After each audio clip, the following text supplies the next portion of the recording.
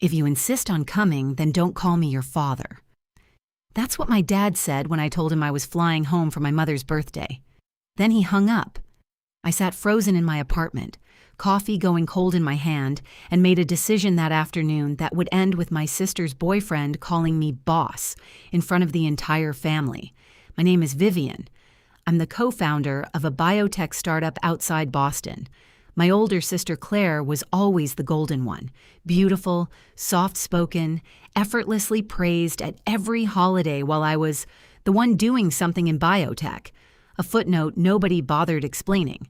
That March, I just closed a major funding round and planned to fly home early to help with Mom's birthday, like I always did.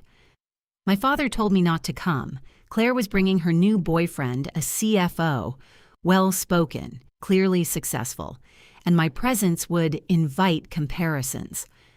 If a story like this has ever hit close to home for you, hit subscribe now. Because what I found in my banking app 20 minutes later is the part people always ask me about. I opened my transaction history that afternoon. For over 2 years, I'd been quietly covering my parents' electricity, water, internet, and cable. Nearly $6,000 a month whenever something broke.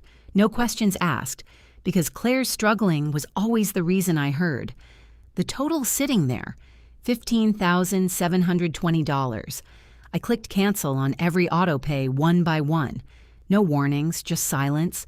The same silence I'd always existed in.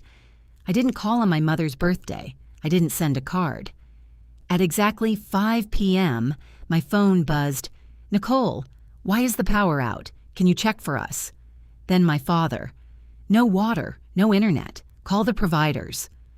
Not one word about the phone call 3 weeks earlier.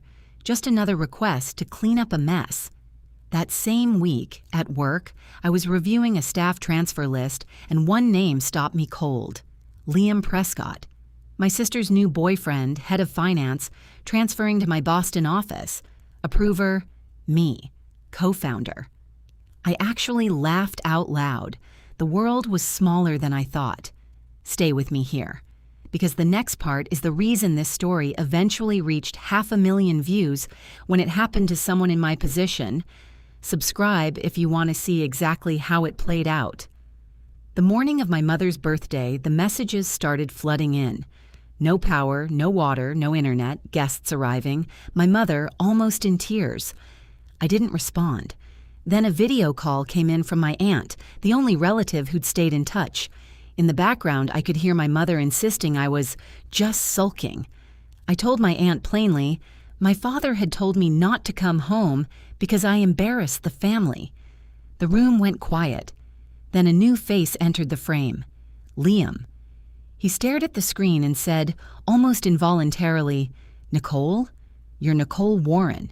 You run Pacific Genomics." I nodded. He turned to the room. "She's my direct superior. She approved my transfer to Boston." Silence. My sister's jaw dropped. My parents froze. I said simply, "Hope your introduction today goes well," and ended the call. I hadn't exposed anyone. I just stayed quiet and let the truth introduce itself. That night, Claire texted, furious, "You knew all along, didn't you? You let it happen right during the party." I replied once, "I didn't start the video call.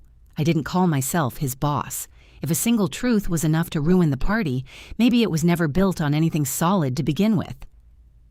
Later that night, an email arrived from Liam. "I'm ashamed I didn't see her true self sooner.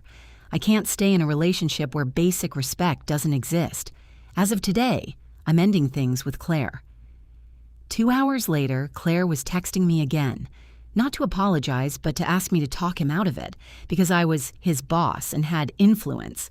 I told her plainly, "He didn't leave because of anything I said. He left because of who you are." She never really answered that.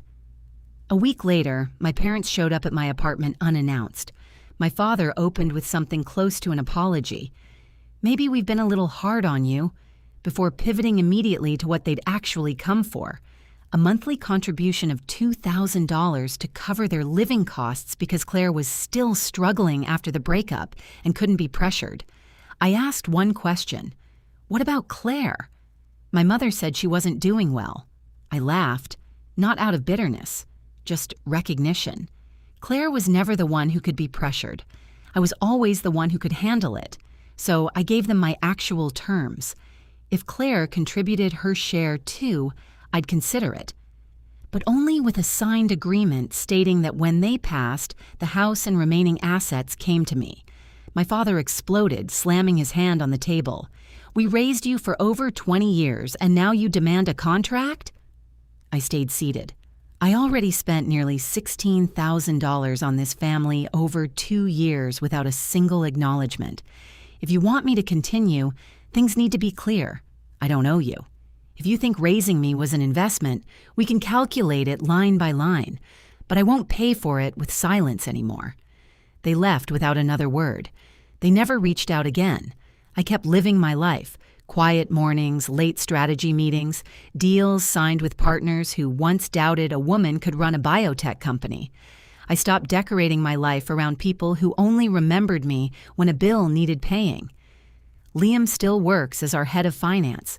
We've never once talked about Claire, and I've appreciated that more than he probably knows. If your family only remembered you when they needed something, tell me in the comments. Was I too harsh? Or did I finally learn to value myself at exactly the right time?